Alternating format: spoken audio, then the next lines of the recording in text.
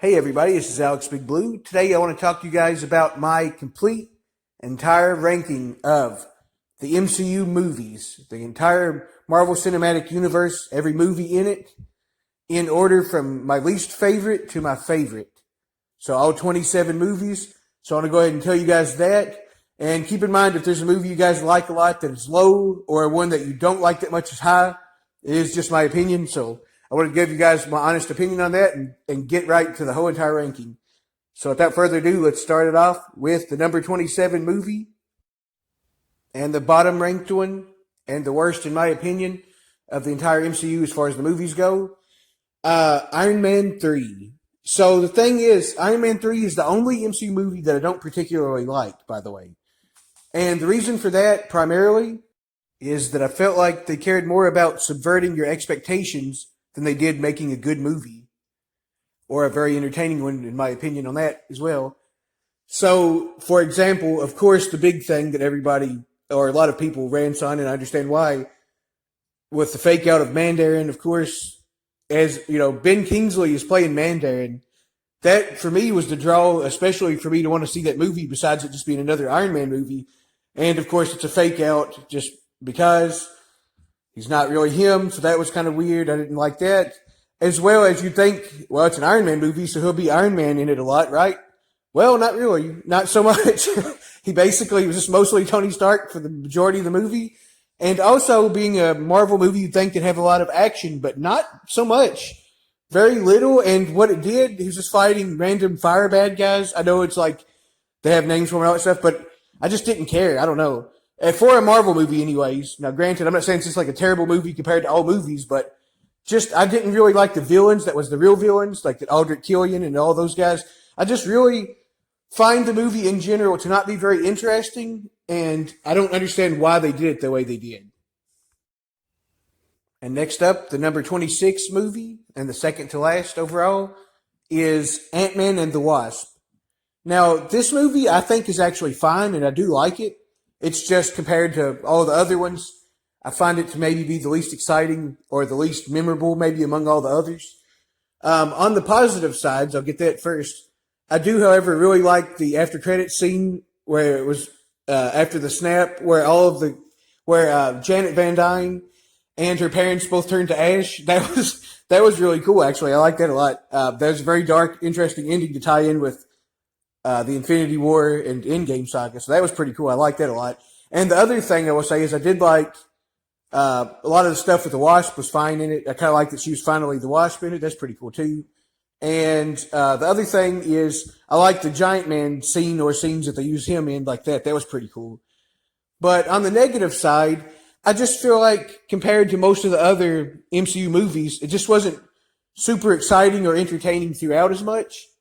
It didn't have a lot to it, I kind of feel like. That's the main reason, I guess.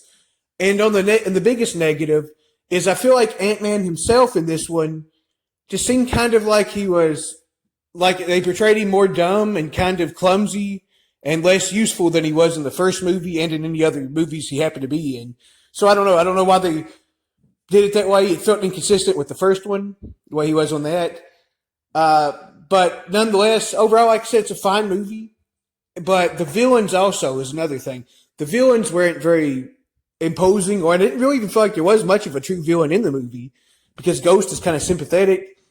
And I forget what the other guy is. Was it Giant Man or whatever his name is? I forget. I think it's Lawrence Fishburne's character. I don't know. I didn't feel like he was that big of a threat or that evil or anything either. So I don't know. I just feel like the villain weakness and Ant-Man's character seemed a bit off as the main criticisms of why the movie is as low as it is. Coming in at number 25 is Iron Man 2. So on the plus side, Iron Man 2 introduces War Machine finally. And all the stuff with him was actually pretty good for the most part. And also I liked Whiplash in this. He was pretty decent in some of the scenes, like the racetrack scene was pretty cool. As well as the ending. The ending with Iron Man and War Machine versus Whiplash and all those drones was really cool, actually. I like that scene pretty well. So it definitely has its positive stuff. I think the only reason it is as low as it is I kind of feel like it's not paced the best. It's kind of boring in the middle, maybe. I don't know. I just feel like it wasn't super exciting overall, except for a few scenes here and there. which parts I said I did like, of course. And I also wasn't crazy about Justin Hammer in this movie. I don't know if that's the way most people feel or not, but for me, I know he was supposed to be annoying, I feel like, but I didn't really like the character that much. He wasn't that threatening or imposing to me. Maybe he wasn't supposed to be, I guess, but either way, I don't know, I didn't dig his role in the movie. That's another big thing. But yeah, overall, it's a decent enough movie. I like it a lot more than Iron Man 3, but it's just, in comparison to a lot of the other ones, just not super exciting. And at number 24 comes The Incredible Hulk. So The Incredible Hulk was a decent enough movie, and it was one of the earliest MCU movies. So I think the film both has some positives and negatives because of that. So it is different, certainly. So it's not like it's all the other ones, but it also at the same time, I don't feel like their formula was necessarily worked out of how they want to structure movies like that as much. So for me, I think that's kind of interesting. But the positives are, I thought the Abomination, once he become him, and that was really cool. The big fight scene at the end with him and the Hulk was great.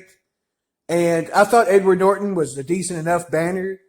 And I thought the Hulk at the time especially looked pretty cool, and like the special effects at that time, like I said, were decent. And I liked the Hulk in general in the movie, and I also liked Liv Tyler. She did pretty good. I thought she did a pretty good job. And of course, her father, which is Thunderbolt Ross, he was pretty menacing and a good setup for him. He's still being used in the MCU now, so that was pretty cool too that they brought him back as well. So yeah, overall it was a decent enough movie. The only thing is it comes this low because I just don't feel like it was super interesting all the way throughout. It kind of feels like it has some pacing issues for me. And I don't really remember that much about it either, to be completely honest. It's one of the ones I remember the least. I would have watched it again, but it's not on Disney Plus, which is where I've been catching up with some of the movies. And I don't think I actually had that one either, weirdly enough. But yeah, a decent enough movie, but just overall compared to the rest of them, it just falls in right there. And at number 23, SpiderMan Homecoming. So this movie is pretty good. It's entertaining and stuff, certainly. I'm not saying it's not. On the negative side, though, and the reason why it's as low as it is I just don't feel like, especially at the time either, that he seems like the classic Spider-Man. And in this movie especially, his world and a lot of the characters and the way Peter Parker and Spider-Man is portrayed, I had a lot of issues with. I just felt like it was taking him in a way different direction, a lot of which I didn't really like. Now, I will say, in some of the later movies, which is why it was a positive thing later on, they did a better job with that and start making him and his world feel a little better and a little more like it should, in my opinion. But nonetheless, like I said, there was stuff like that, plus the fact that I feel like they really used Iron Man a lot, or quite a bit in this, and kind of in like a dad role, and it kind of felt weird to me. I don't know. I never dug that in that movie that much, certainly. And his suit was a little bit too much like an Iron Man suit, or just a little bit so different the way it usually is. I didn't really like that much in that movie, especially where he keeps talking to it and all that stuff. It just seems, I don't know, just a bit jarring for a typical Spider-Man thing, which I generally dig. But overall, the movie's fine, and it is funny and entertaining and stuff. I also just feel like Spider-Man kind of causes a lot of the problems. It doesn't really solve a lot as much. On the plus side, though, I do think the cast is pretty good, and they, especially in the later movies, they really start to pick up, I feel like, as well. And also, the Vulture was really well done in this. While not going with exactly the classic look, I thought they did a pretty good job on him. And, of course, it was acted well. But overall, I think this movie is pretty entertaining. And, oh yeah, real quick, also, I like the scene where he gets buried under the rubble and he starts to freak out. I thought that made a lot of sense with him being younger and kind of new at being Spider, and that was actually pretty cool. So that was one of the other things I liked. At number 22, Captain Marvel. So I think this movie is actually really funny and pretty fun in general. One of the best things about it, in my opinion, was Samuel L. Jackson as Nick Fury, and a younger Nick Fury at that. For one thing, I think the CGI on him was really interesting, how they do it de-aging. I know they've used it before in previous ones, but it was really well done in this, I thought.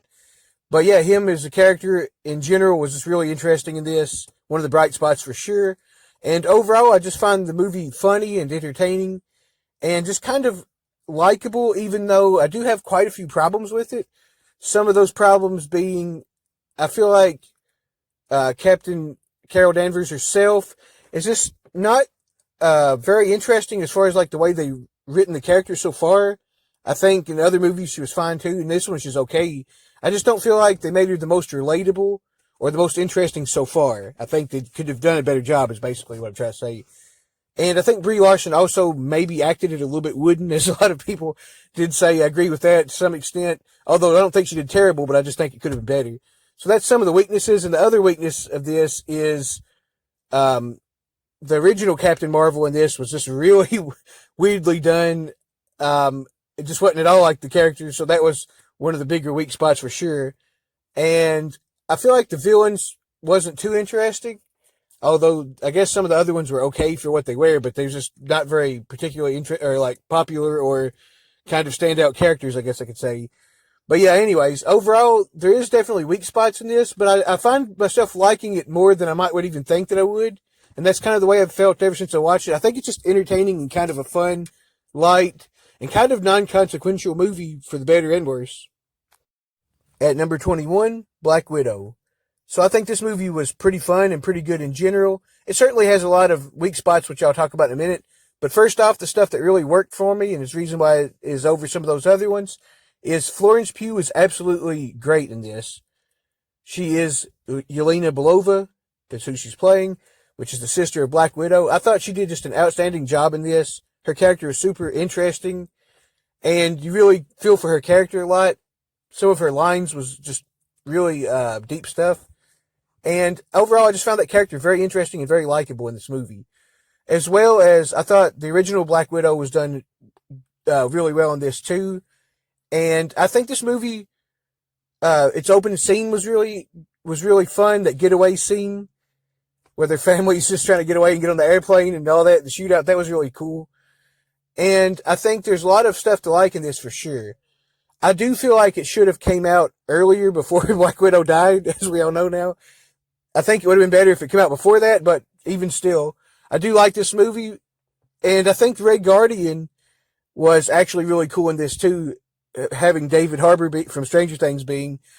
I thought he did a really good job in this too. He's pretty funny and just kind of an interesting character that's definitely not a good person, but is interesting for sure. He's just kind of a weird character that's very intriguing.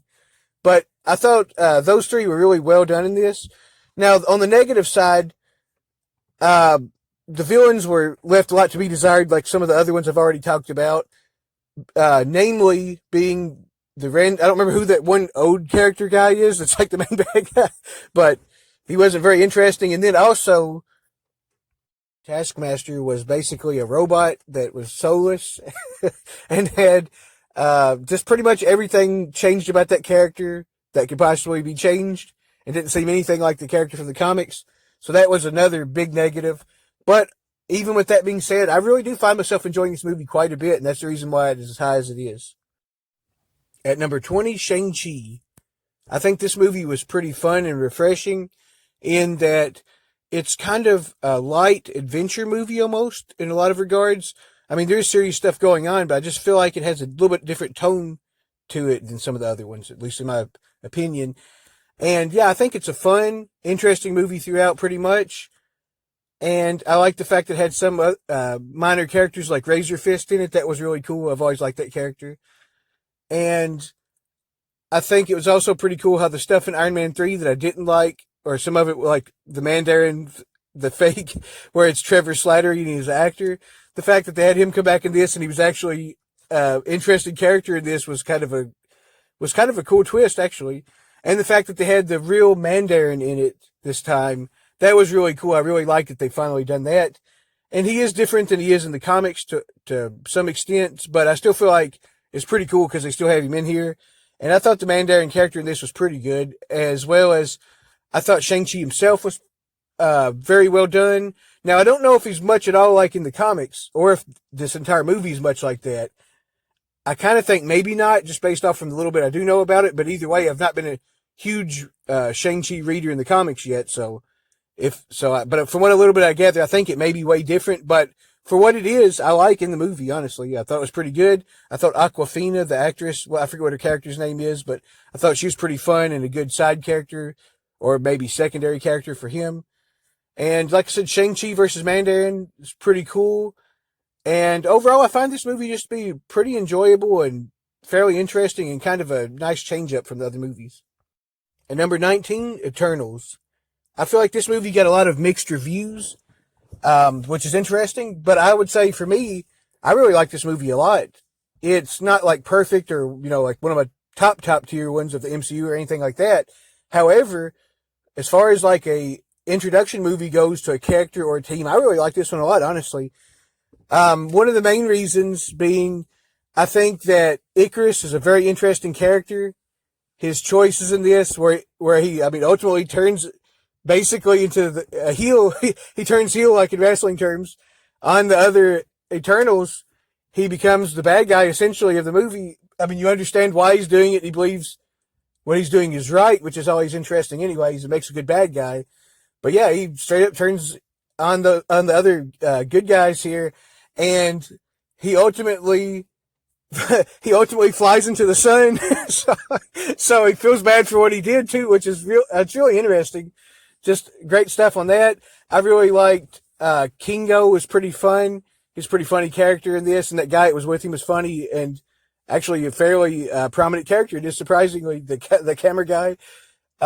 Also, the fact that Kingo decides to not fight, even though he believes on Icarus' side and what they're saying, he decides not to fight and is neutral. That's kind of an interesting aspect I don't feel like we get in other Marvel movies either, really.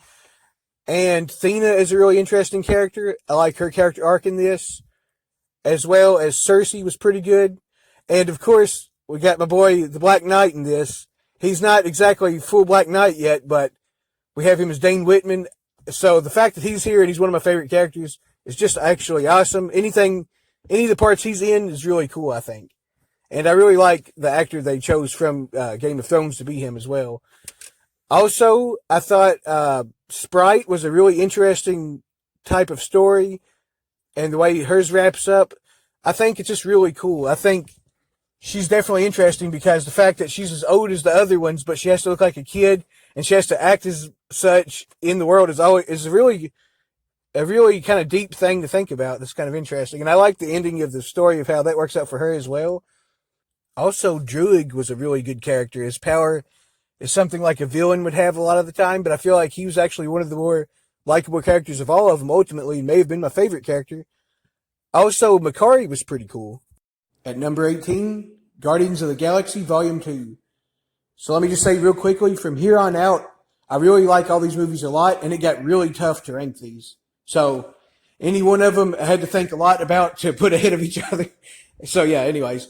So Guardians of the Galaxy Volume 2. So first off, I really like the fact that they got Nebula and Yondu more mixed in with this one, with the Guardians, and started to get Nebula to be more hero-like and kind of join up with them. I forget exactly at what point in the movie she does that, but I believe she does it at some point. But yeah, it was really cool to get more of those characters. I liked them a lot, both in the first one. And the scene where Rocket and Yondu takes down just a ton of bad Ravagers, and they're just raining from the sky, that was awesome. And I think that the comedy was really good in this. Although I will say the one thing I will say is there's a little bit too much comedy maybe at times that kind of undersold a little bit of the seriousness around it. However, that's just one basically only gripe I mostly have with it. But otherwise, I really like this a lot. I think it's a solid sequel to the first one. And the Guardians that was all in the first one are just great. This one as well. Drax was really funny, especially him mixed in with Mantis, who they added.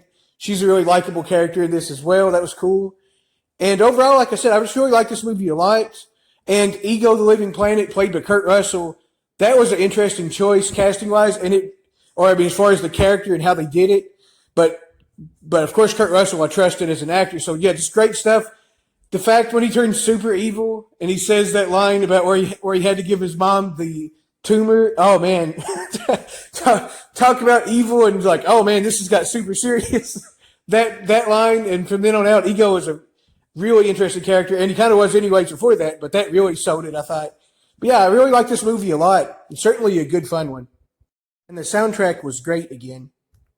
Coming in at number 17, the movie that is by far the most underrated in my opinion, and a lot of people act like they didn't like, which is quite frankly kind of shocking and baffling to me if they really felt that way after watching it, but Nonetheless, to each their own. Thor: The Dark World. I think this movie was a really solid follow-up to the first one.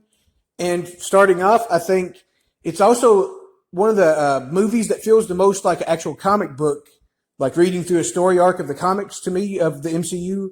It's some more of them that does too, but that one definitely feels like that to me. Maybe a 2 or 3 parter. So I've really always enjoyed this movie quite a lot, and I've actually maybe grown to like it even more over time, if anything.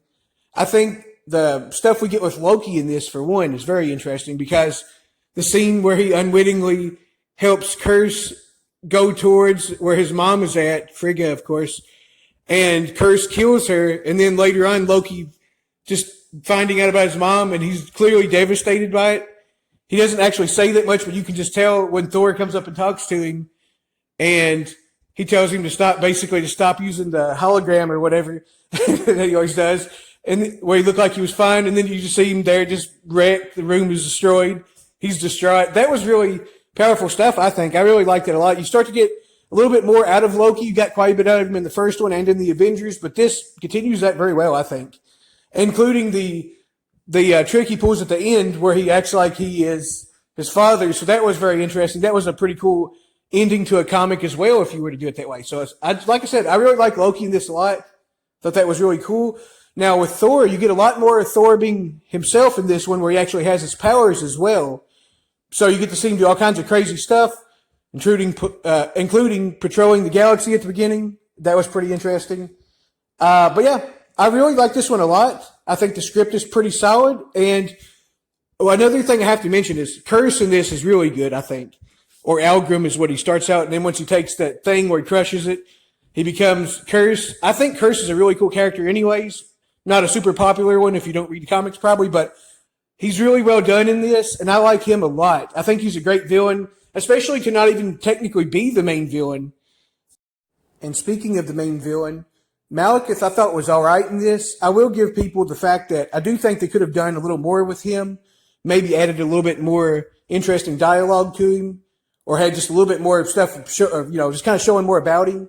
But honestly, I still feel like he's decent enough and kind of on par with a lot of the other MCU villains that wasn't like the standouts anyways. So I thought that was okay. And one other thing I have to mention is we get a little bit more of Lady Sif in the Warriors 3. I really like those characters a lot in the first one, and I like them here too. And I like the fact that we get to see them. They have a little bit more dialogue again, and all of that as well. At number 16, Spider-Man Far From Home. So this one has a few of the same weaknesses to some extent as the first one. However, I feel like they do a pretty good job of that, of making this start to feel more like a traditional Spider-Man world in some regards, due to certain characters. Case in point, the biggest part at the end, of course, of the movie, we have the tag of J. Jonah Jameson showing up again, and he is once again played by J.K. Simmons. So from the original Spider-Man movies, that was just awesome. Absolutely love that. Just a great, one of the best after credits scenes, except for maybe 1 or 2, which I'll bring up later. And in general, they also got Mysterio perfect in this, pretty much. I mean, the look of the character, the way the character was portrayed, just a really great job. He really looked and acted like Mysterio should always traditionally, I think.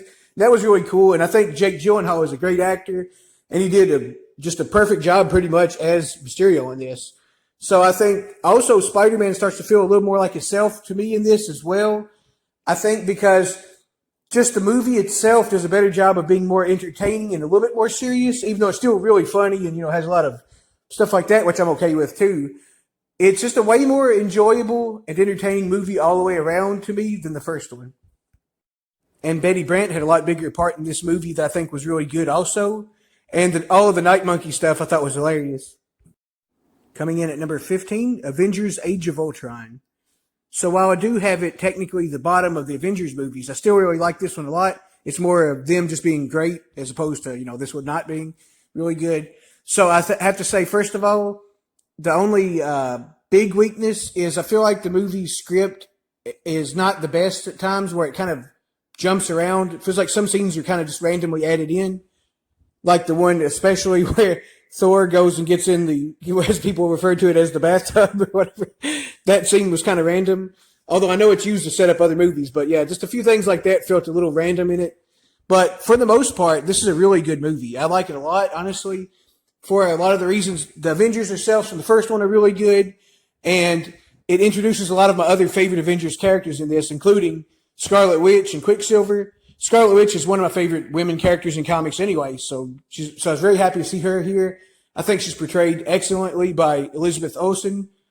And I like the scenes where the Avengers fight themselves, where they're kind of broken apart. I like the wood chopping scene. That's just great stuff, the dialogue there. And then, of course, you have Cap just rip the block of wood in half with his bare hands. Stuff like that's really good. And I just think in general, Ultron was pretty solid. I liked him. James Spader did a pretty good job of voicing him and kind of making him funny and interesting. And his point of view was pretty clear, I thought. I thought that was pretty interesting. One of the pretty solid villains in this universe, I think. And I also really love Vision in this. The Vision is portrayed basically perfectly as far as I'm concerned. And just all of his scenes, the last one where he's talking to Ultron, or the last Ultron bot, I guess. And all the stuff with him picking up the hammer with ease, showing that he's pure or worthy or however you look at it. All of that stuff. And just all the camaraderie among the Avengers and getting to see them do a lot more action together. And, oh yes, one of my favorite things about this as well is Hawkeye really gets to shine in this one. I feel like in the first one, he was pretty well used when he was, but he was brainwashed most of the time. And I thought that was a fun callback that made him look really cool with this one too, where Scarlet Witch is able to brainwash basically everybody else whenever she tries, but she tries it on him. It has no effect, and he shoots her with the arrow.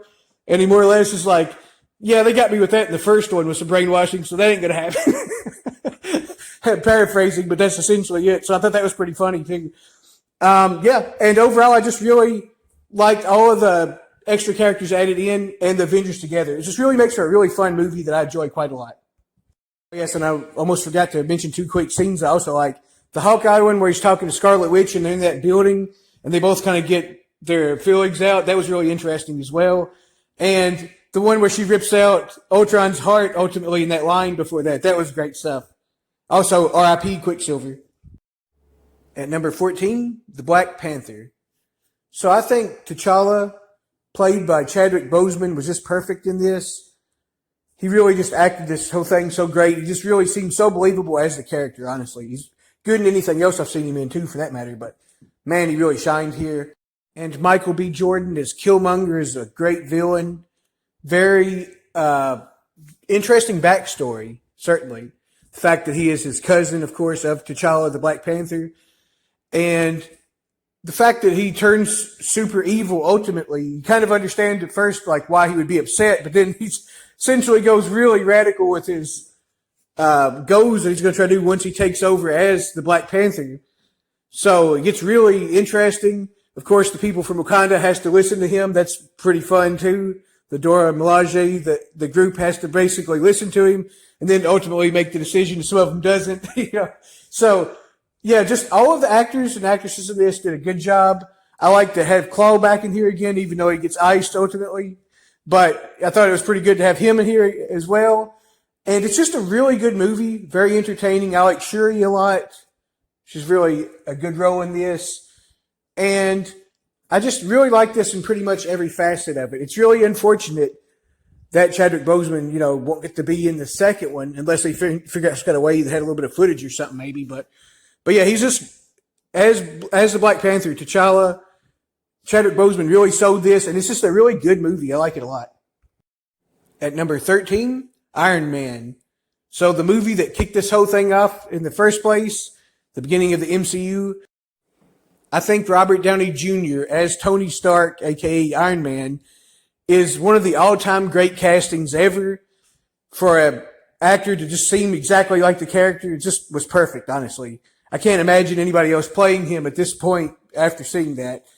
And in general, Iron Man is portrayed very interesting in this. It's a great start and origin for him. And I think Robert Downey Jr., like his acting was just impeccable. But the whole cast really, all the way around, was just great. I think the script is pretty tight on this one. I think, was it Ironmonger, I believe is the villain's name? I think he could have been maybe used a little bit more throughout, a little bit more interesting possibly. But I still think it's pretty decent, fine enough, certainly. And the fight at the end is pretty cool. All the stuff with all the stuff like in the whatever, I forget what country it's supposed to be exactly, but the overseas stuff where he's captured by the terrorists or whatever. That was, I think it was technically the Ten Rings actually, which is the Mandarin's group. So it's kind of a fun callback after seeing the ShangChi one. But yeah, all the stuff with that where he's captured, he has to build the suit. That stuff is just great stuff. Very interesting comic stuff that really pays off there. And it's got some dramatic parts, certainly. You're really worried for the character in other ones at times, certainly in those earlier scenes. And just overall, it has a great soundtrack. It's just a really good movie, honestly. Just really solid. A great way for the whole thing to start, and especially for Iron Man. At number 12, AntMan. AntMan is a character that I've always liked to some extent, but this movie really exceeded my expectations. And I think it did most people's, honestly, for that matter.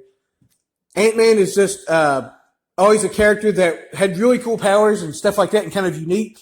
I mean, I know there's like the Atom and all that, but still one of the few standouts like that with his powers. So he's already interesting in that way.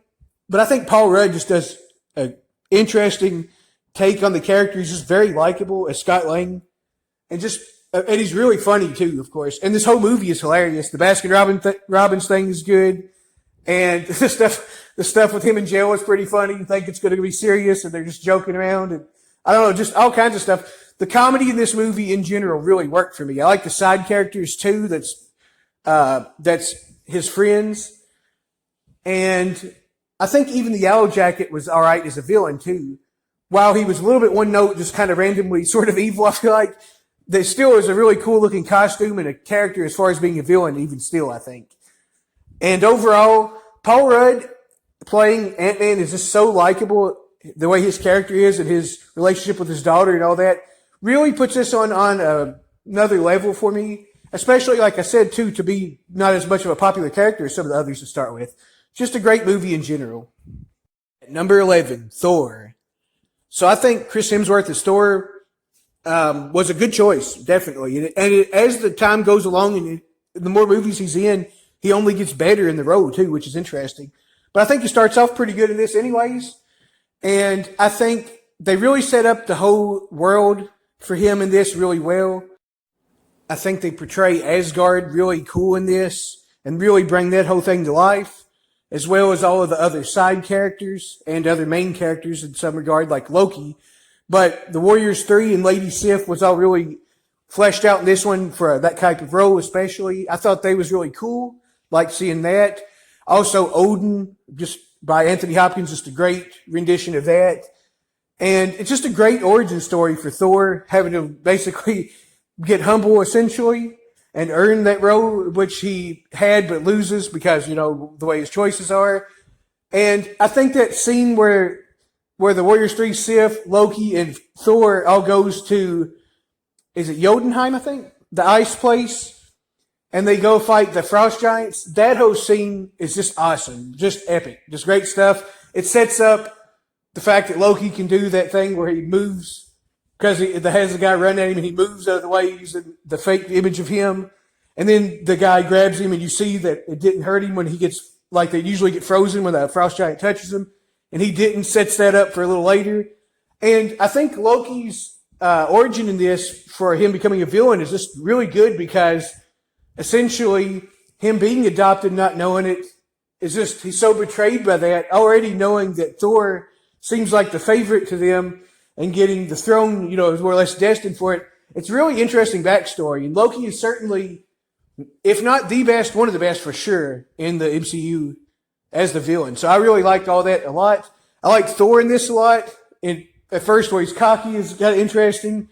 He's super powerful, but then, he gets cast down to Earth, loses his powers. The whole fight with the big, the Destroyer, that was great.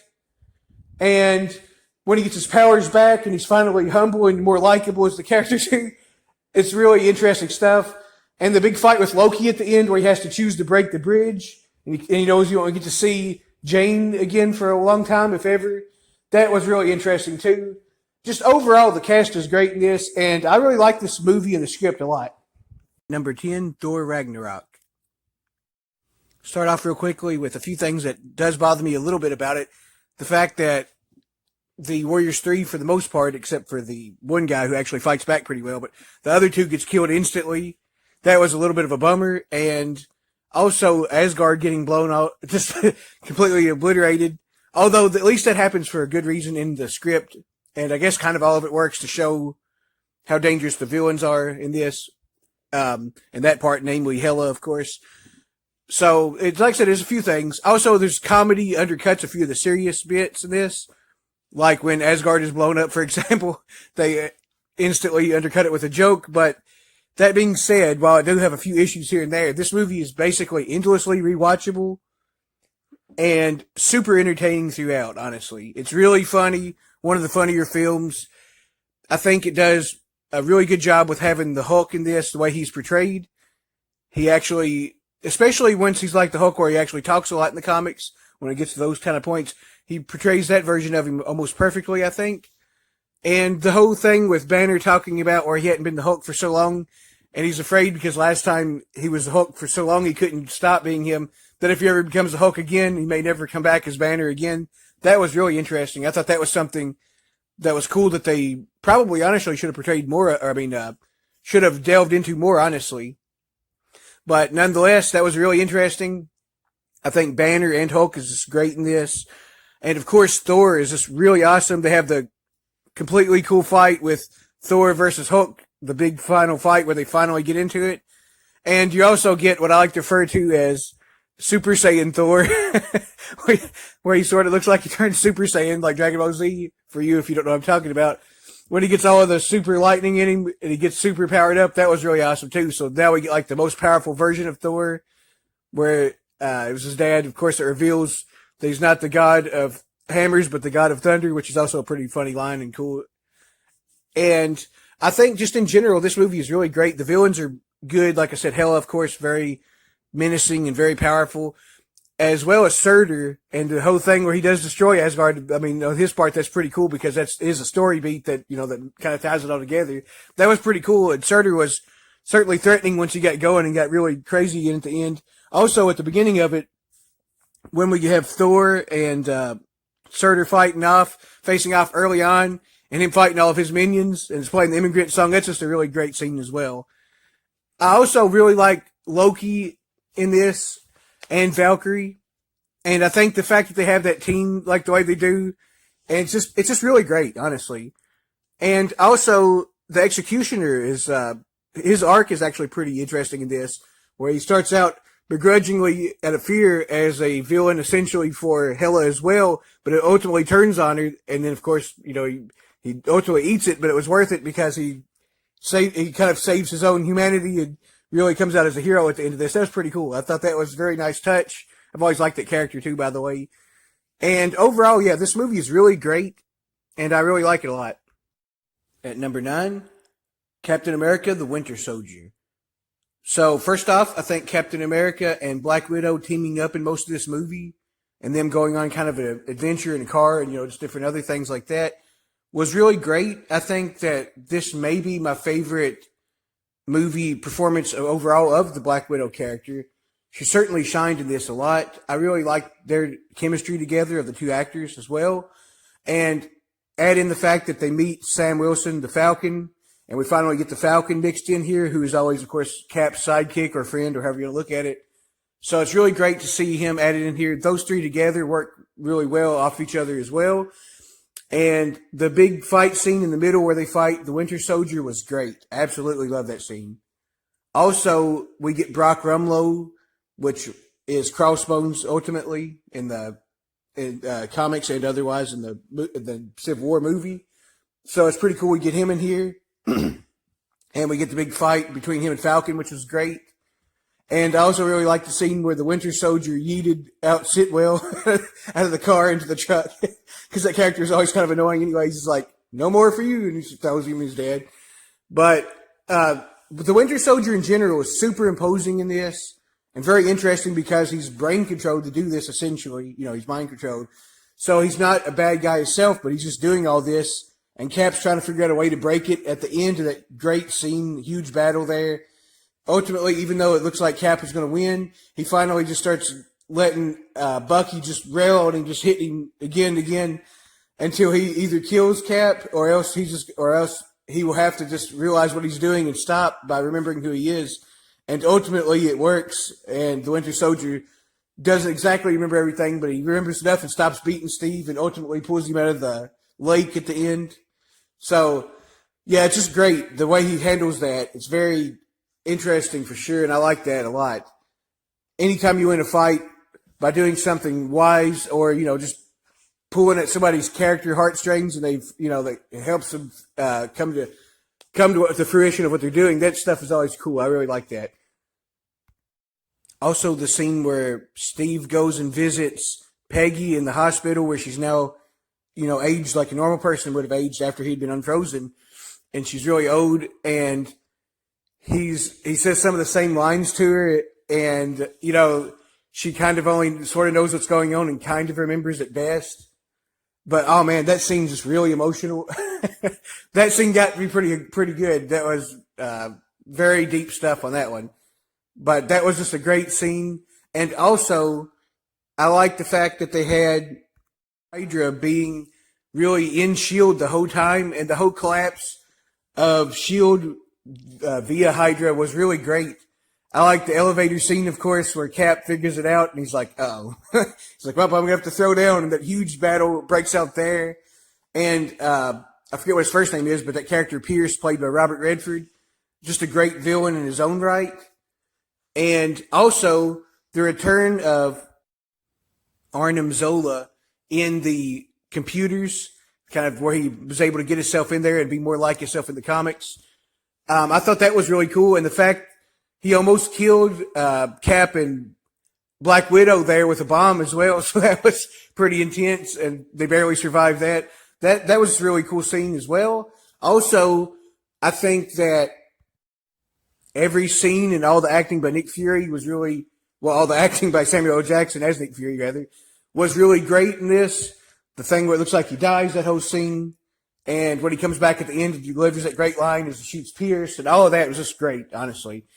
And also, quickly, the first fight between Captain America on the movie fighting Batroc the Leaper on that boat, who is also played by George St. Pierre, was also really great and really cool as well. So, great movie overall.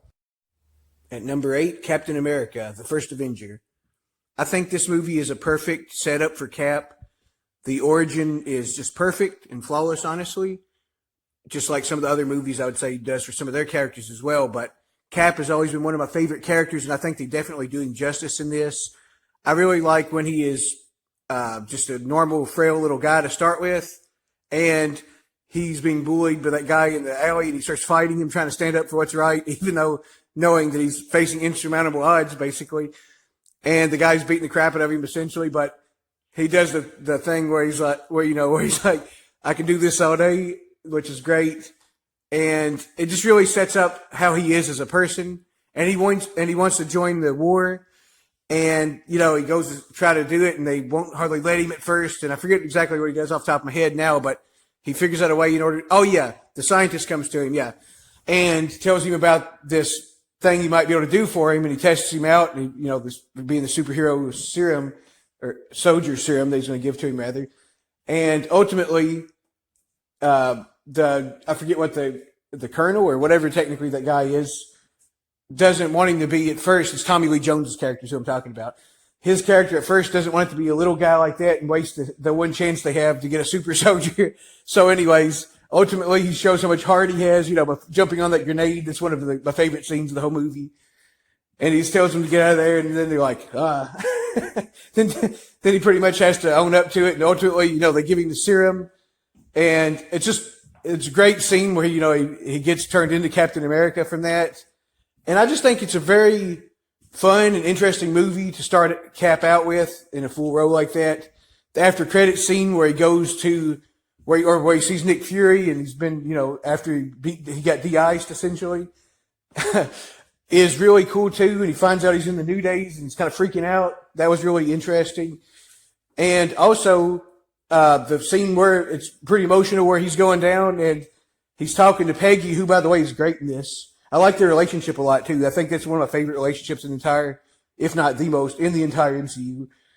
So he's talking to Peggy, about where he's not going to be able to make it. He knows he's going to have to fly that ship down, and he flies into the ice. That's a very interesting kind of, I know it's what happens in the comics too, kind of, but that was just really cool. I like that a lot too. And overall, like I said, it's just a great movie. I also like him and Bucky's friendship in this. It's very likable. And Sebastian Stan always does a great job as the Winter Soldier. So I feel very high about that in general. Oh, yes, and of course, can't go without saying the Red Skull is one of my favorite villains in comics anyways. Super threatening and super evil. And I think the fact that you get him here and he's very on point the way he is in the comics, I think he does a great job in this as being a threatening villain and a very cool and standout villain in such an evil role. And I just think that it's really cool to get somebody's kind of signature villain in their movie. So I think that's something pretty special about this one as well. But yeah, just a great movie overall. I really like this one. At number 7, Doctor Strange.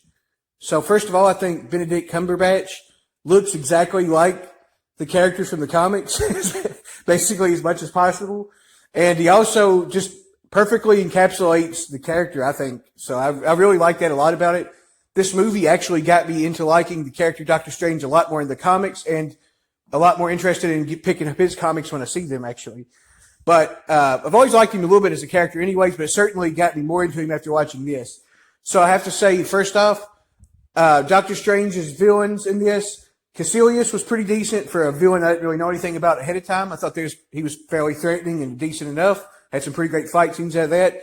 And of course, ultimately, the main bad villain in this, or the big bad, I should say, I guess, being Dormammu, was just super threatening, the big giant head in space, this monster, or the way he looks at least at that moment.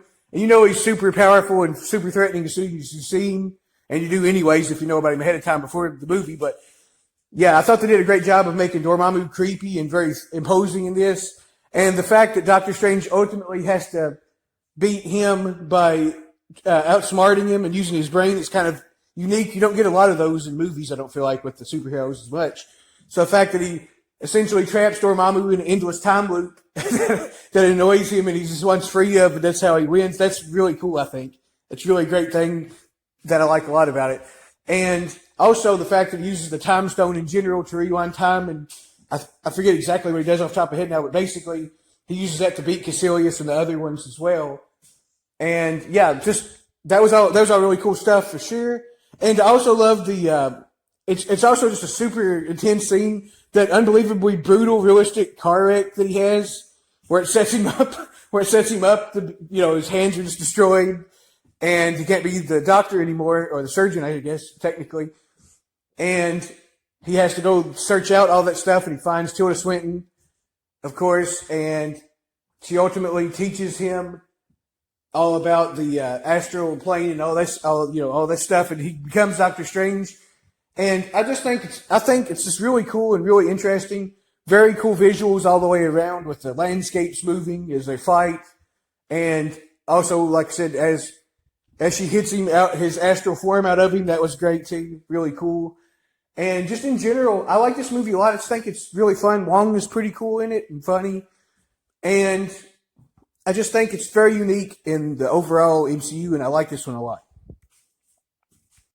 Number 6, Guardians of the Galaxy. I think Guardians of the Galaxy has one of the best soundtracks of any movie ever, and certainly the best, or one of the best in the MCU and superhero movies. The second one actually has a really great one too, though, so both of those two are high on that. But yeah, I really love the soundtrack of this one, and I think Star-Lord is very interesting and very fleshed out in this, because I feel like he's a character that I didn't really know as much about, even though I knew of him. And I really find Peter Quill to be very sympathetic and likable as a character. And of course, him and all the other ones are really funny. This is a really funny movie overall. The comedy certainly drives it a lot. And it's just a very entertaining movie in general. I think Ronan the Accuser, for no more than you kind of get out of him, I still find him to be pretty interesting and fairly imposing in general. I like the fight scene between him and Drax early on. I think Gamora is really great in this. I think Rocket is very interesting. Him and Groot. Some of the scenes between them, like the one where Groot ultimately sacrifices himself for the rest of them. He says, "We are Groot." That was just a really cool scene. I find pretty much, like I said, all of the battles in general are very, very interesting. I think it's also pretty funny that Star-Lord does the dance battle to distract Ronan at the end. And I also find it very cool how they actually all of them grabs the Infinity Stone there and connects hands in order to defeat him. That was really cool also. And I just think it's very fun, a very fun, intriguing movie. It's just very enjoyable and endlessly rewatchable almost, especially for one of the first films like that, like of a team coming together for the first time. I find it very well done in general, and I think the script is pretty great. And number 5, Avengers Infinity War. So the main villain so far in the entire MCU, Thanos, finally comes out for more than a cameo.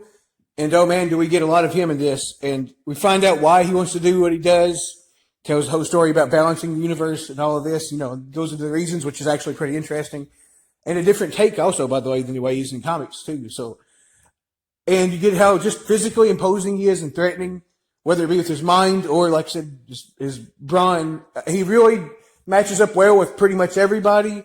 And he very quickly and tactfully, him and his crew, the Black Order, I think is what they're called, they really do a great job of very quickly getting some of the stones. I think he already has 1 or 2 as soon as they show up, if I'm not mistaken. And so with the glove on, I think he has maybe 2 at the time. He fights the Hulk, and he essentially beats the crap out of the Hulk pretty quickly, by the way, which is something we haven't seen physically done like that otherwise. Certainly not that easily. And then of course he captures Thor and Loki and all those guys, and Loki tries to go up and turn on him, which is kind of cool because he's still trying to, be heroic and try to actually fight for himself. And I think also, whether he says or not, secretly Thor, and he goes up, and of course Thanos grabs him, crushes his neck, and Loki is dead, which is kind of what I expected, but very crazy because it's the first kind of big mega death I feel like maybe in the entire MCU. Also, he kills Heimdall, played by Idris Elba. I thought he was great in all of the Thor movies, by the way. I don't think I mentioned him yet, but he's really great. Yeah, he kills him first, and then he crushes Loki's throat, kills both of them. Thor is just traumatized, he's trapped and can't do anything about it. That's a really powerful way of starting it all out, all that happening. And then, a little later on, and I'm skipping around a bit, we get to Thanos takes Gamora up, and we see Red Skull, which is awesome, the return of him. Now played by the guy from Walking Dead, Nate Marquand, I think his name is, or something like that. But either way, he seems exactly like the same Red Skull and sounds like his voice too, basically from the first one, from the first Captain America, by the way, which is interesting. But anyways, we get him there. We find out that he's basically watching over the Soul Stone, and then that you have to sacrifice something in order to get it. And of course, Thanos ultimately, with a tear running down his face, throws Gamora off and kills Gamora. Shocking turn. I don't think that one really very many people would have expected before the movie got going, and maybe until that scene at least. So yeah, shocking that kills Gamora to add on to the total. And overall, it's just a great movie that's different than all the other ones in a way, because you get the villain pretty much doing his story, and you kind of say the heroes are too. The other main kind of story arc played out here, I feel like, is Thor, which is the guy who almost undoes Thanos and almost takes him out before he can do anything at the end and stop all his reign of terror right then and there. Of course, he comes down with the Stormbreaker after making that, the great scenes with Rocket and that big giant guy. And he ultimately comes down, hits him in the chest, of course. It doesn't kill him, although it hurts him very bad. And Thanos says, should aim for the head, does the snap. And then all chaos breaks loose. Everybody gets dusted, or not everybody, but half of everybody or more gets dusted. So it's half of the universe. And of course, as soon as he does that, Thor realizes, that he didn't stop him in time. He screams no as the flash happens. So then you get super emotional scenes where, of course, Peter Parker sitting there and Tony's holding him. He's Mr. Stark. I don't feel so good, which is kind of funny meme, by the way. But anyways, he falls to pieces, which is crazy. Black Panther, who just had his first movie, gets dusted. And not only that, you get the Winter Soldier, when he's talking to Cap, just falls over into it. And all of the Guardians except for Rocket, so Rocket's is devastated. And yeah, pretty much just like all of you basically, get left off with just a couple of the ones left, basically the original Avengers, then Nebula and Rocket. That I think it's pretty much about all the ones you have left. I think there's a couple others, but yeah, just very interesting way to end a movie. And then also, after all of that, you get the feeling like, well, it might show something after this. You know how they usually always do the after credit scenes to show what's coming up next. It's just nothing. It's just still ashes and it's just over with. I love how surprisingly dark they finished it on. And I think it's very cool. I really like this movie a lot for sure. Number 4, SpiderMan No Way Home. So I think this movie was the best of that trilogy by quite a bit, even though I do like Far From Home, like I mentioned earlier. But this one, I think, first and foremost, because the villains that gets put in it, that's the thing early on that happens that you kind of have to talk about. I think they was all excellent in the movie, even if they had some more minor than others. I think particularly Green Goblin was masterfully done here by Willem Dafoe. He was kind of really sympathetic at times as Norman Osborn, which is a cool take on it, I think. And then, of course, super menacing as Green Goblin anytime that transition happens. Just a great acting job.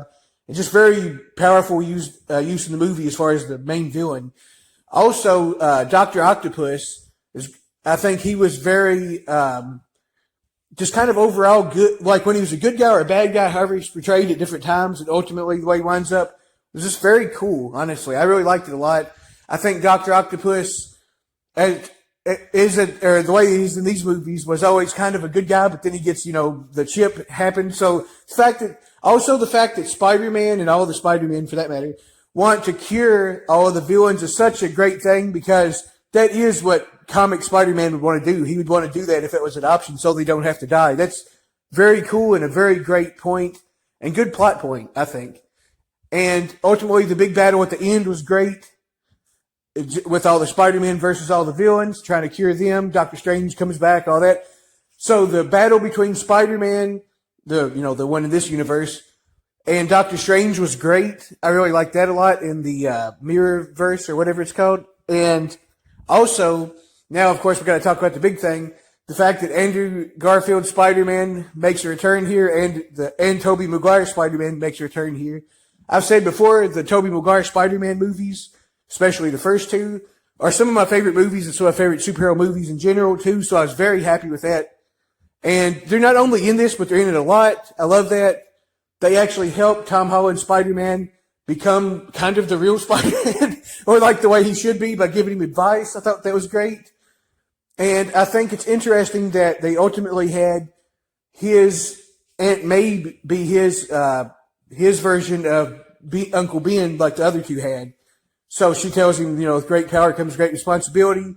So that was really cool. She dies by Green Goblin, which is pretty interesting. I didn't expect that beforehand either until that scene. And I just think all of the Spider-Men are used really well here. I like the fact that Tobey's Spider-Man said that he finally found a way to make it work with Mary Jane, so they did wind up together. So get a little bit of closure on that. And also the fact that they really kind of redeemed Andrew Garfield's weaknesses in his movies. Any of the things that wasn't great about him, they kind of redid all of that, or it kind of made up for it by character choices in this one, like where he catches MJ, which is falling to make up for the Gwen Stacy death that haunted him. I really like that a lot, that they did that. And it's just really hilarious with all the Spider-Men between each other. Andrew Garfield was hilarious in it particularly, I feel like. And it's just great to see Tobey kind of being the mentor to some extent to Tom Holland's as well in certain moments, like where he catches the glider and stops him from murdering the Green Goblin. And I love the fact that the movie wraps up with Spider-Man, or the Tom Holland Spider-Man, having to wish everybody would forget about him in order to fix all the situation with all the universes. And ultimately, so he winds up kind of having a sort of more sad ending as far as like his character choices and what he winds up with in his life in a way. But it's very cool because it sets it up, finally, in my opinion, for him to be the normal Spider-Man like he should be, because it sets him up where he's living in an apartment and he has had the kind of Uncle Ben moment, which is, of course, his Aunt May, like I said, in this scenario. and everybody doesn't know, and nobody knows who he is. So his identity is once again secret, which I think for Spider-Man, among some of the others, but has always been a very, very vital part of him keeping it a secret that he's Spider-Man. I think that's integral to him a lot. So I like that they doing a clean slate on that, starting it over. And you just see him, he actually makes his own costume also now, which is like a traditional looking normal Spider-Man costume. So just like I said, they kind of ended it in a very classic way to set it up for any other, if they do future installments, which I hope they do. But yeah, just a great movie in general, and I really dig this one a lot. At number 3, The Avengers. So this one is great because it takes all of the ones from their individual movies or movies that showed up in first in some cases, and it really gives them all time to shine to some extent, some more than others certainly. But I think even Hawkeye and Black Widow still get their moments and their good scenes and lines and all of that. So it's still really cool for them in it too. But I think they get the Hulk perfectly in this. I think it's my favorite of him in the entire MCU so far, as far as one of the movies goes. I find him just to be completely perfect, like the way you would expect the Hulk to normally be. And also as Banner, the whole scene, which by the way, he's my favorite Banner too. Mark Ruffalo, as far as the way he portrays him, is the best, I think, in my opinion, by the way, if I've never said that. But yeah, that scene where he's like, that's a secret, Cap, I'm always angry, and he turns into the Hulk seamlessly and hits that big giant thing from the Chitauri army. That was one of my favorite scenes in the whole entire movie. And that kind of perfectly encapsulates the Hulk and how that would make sense, I think, too. But yeah, the Hulk was just absolutely great in it. I like also the fact that when they all team up finally and Cap is leading them and telling them that, like, kind of like their battle plan, he just turns to the Hulk. He's like, and Hulk smash.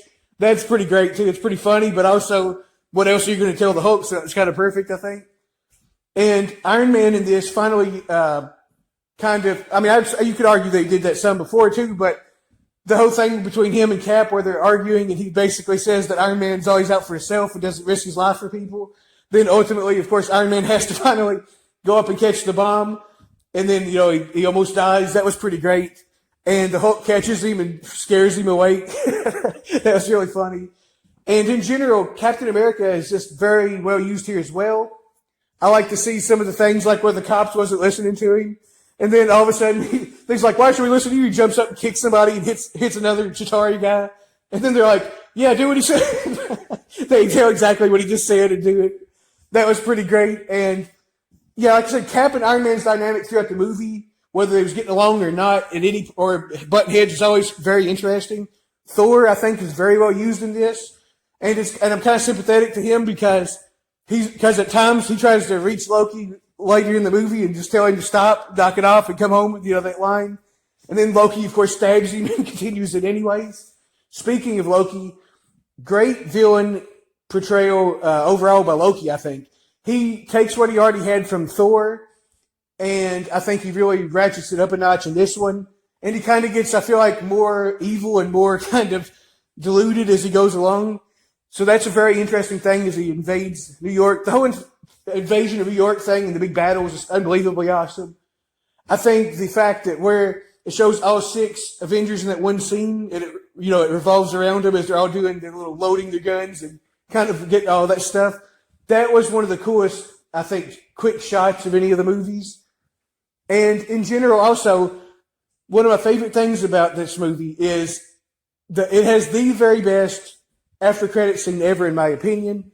When, of course, that guy's like, I forget what that character's name was, but he's like, to court them would be to court death. And then Thanos turns and smiles at the camera. And then then that awesome Soundgarden song hits. Just greatness. That really encapsulated it perfectly. Number 2, Avengers Endgame. So, first off, let me just say, I think this movie has one of the greatest third acts of any movie ever. The giant battle scene at the end when Captain America finally says, Avengers assemble, when it has like every single hero and good guy character from the entire MCU that's alive. Oh, in that one scene, that was just kind of unbelievably epic, kind of awe-inspiring to look at. And the battle that ensues with Thanos' ultimate army at the end, or that Thanos at least, and with Avengers, Captain America, Iron Man, and all these guys, and Guardians of the Galaxy, and everybody just going at it. It was just really crazy, and one of the most exciting, like, however long that stretch is of a movie ever, probably. I mean, I was definitely enthralled with it. The fact that the Hulk finally, with the Iron Man glove, is able to snap back all of the characters that got snapped away, and we get back Black Panther and Spider-Man and everybody else who died. And the overall battles in this movie in general was great. I also like at the beginning, early on, that Tony Stark, or Iron Man, of course, and Nebula are both in that ship where they're kind of stranded out in space. I think it's kind of fun to have those two characters together that you never really got much with before, and they kind of form a friendship. That was pretty cool, actually. So that was a nice moment. And then ultimately Captain Marvel comes and rescues them and pulls them back down to Earth. That was cool. And I think the endings with some of these characters was really well done. Captain America's was perfect, pretty much. I really loved that. He finally goes back and is with Peggy. Oh man, that's cool. I really like that a lot. Absolutely great. He hands the shield to Falcon, and he kind of talks to Winter Soldier and basically lets him know what he's going to do before he does it. That was kind of nice too, if you noticed that. And then he, of course, appears as the old man, and they talk to him. That was all really well done. And Iron Man, of course, he does the snap. Ultimately, kind of as it's always alluded to, kind of from the Avengers movie with those talks with Cap about, him sacrificing himself. He ultimately does sacrifice himself for everybody, and he does the snap and finally vanquishes Thanos and his army once and for all. And of course, he winds up dying as a result. Very powerful scene and great stuff, and great ending for Iron Man, I think. Also, Black Widow sacrificing herself in order to to get the stone, the Soul Stone, was a big moment. She knew how big it was, and it was crazy. So two big heroes went out there. We also have that scene early on where they go to fight the original Thanos and try to get the Infinity Gauntlet to fix everything. So we have Cap and Thor and Captain Marvel in the game going to meet the original Thanos, and they show up and he basically says like he's out of power and the gauntlet's messed up and he can't do anything. And so Thor instantly chops his head off, and he said, "I went for the head." That was a perfect callback. I love how they did that. That was great. So they instantly killed the Thanos from the previous movies and take him off the board quickly, but they figured out it doesn't work, so they have to do the time travel thing. And they all break off into their own individual missions. All of that stuff is just really cool. I like the fact that they're in previous movies, scenes, and doing stuff like that. Cap fights Cap. That was pretty interesting. But yeah, just a great movie overall, and I absolutely love it. And at number 1, in my favorite movie of the entire MCU, Captain America Civil War. So first of all, Captain America the Civil War story in general, in the comic books is one of my favorite stories, if not the very favorite. Anyways, so I was already very excited for this movie ahead of time, but I have to say the way they did this movie was very cool and very well done. I think Cap versus Iron Man, just like in the comics, is perfect to start with. Their battles in this, including with the Winter Soldier, is just crazy and very intense. The ultimate battles with Cap versus Iron Man, where Cap starts beating him up at first, and then Iron Man gets back the power to shoot, basically, and starts blasting him. And then Captain America does the callback of "I can do this all day," just like he said in the original Cap movie. That was great. Very cool visual, too, as he's battered. And, they're both going through it, and he ultimately winds up deactivating Iron Man's suit by smashing it with the shield. He makes it look like he might kill him by crushing his head with it, and he ultimately hits the costume. So that was very cool. Great fight between them and the Winter Soldier. I find myself completely on Cap's side in this, just based off from the way the morals are and the characters, kind of just way I can see both points to some extent, but I definitely agree with Cap's side. I'll put it that way. But either way, I like the fact that the sides are pretty clearly defined, but there's some of them who sort of just side with one or the other because they're sort of convenient for what they're doing at the time, like Black Panther, where he is just set on revenge against the Winter Soldier, so he's just going at him, so he happens to be on Iron Man's side. And we get, of course, that airport scene battle where Spider-Man shows up, by the way. Great. Spider-Man is absolutely great in this. I really liked his overall, just everything he does in this, and the fact that Iron Man recruited him because he's a young kid and rookie, he would probably join up. That makes sense. Because why wouldn't he, right? So that was really great. All of the fights in the airport was amazing. Like I said, one of the favorite fight scenes ever with that whole thing. AntMan being in Iron Man's head and he didn't know he was there, or in his helmet rather. And he's like, "I'm your conscience," or he's like, "Let me listen to me lately," or whatever. And he starts ripping stuff out. That whole scene was hilarious. And I like that we get him as Giant Man there, and he slaps Spider-Man and just all kinds of crazy stuff. Spider-Man and Cap talking about both being from New York and battling each other. That was pretty great. And just all kinds of crazy moments there. And just an absolutely great cast of heroes in general in this. I love stuff in general where heroes fight each other too. So that's always interesting to me, especially when they have a reason for it like in this. And on a personal note, the reason why this is my favorite movie is at Peggy Carter's funeral.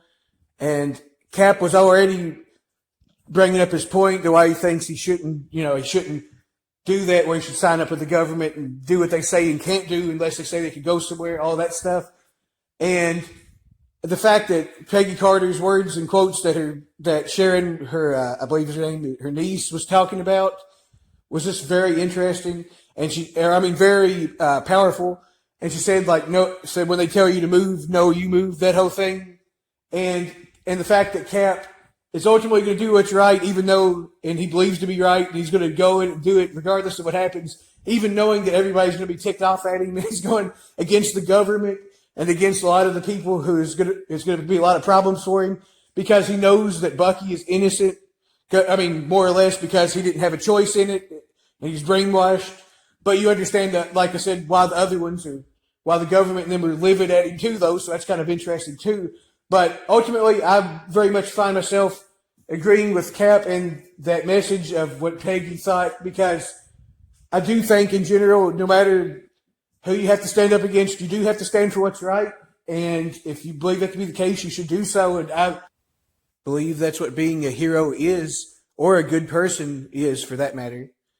Also, besides all of those reasons, another thing I like about this a lot is the fact that it has Baron Zemo in it. And he's a very interesting take on the character, I feel like, in this.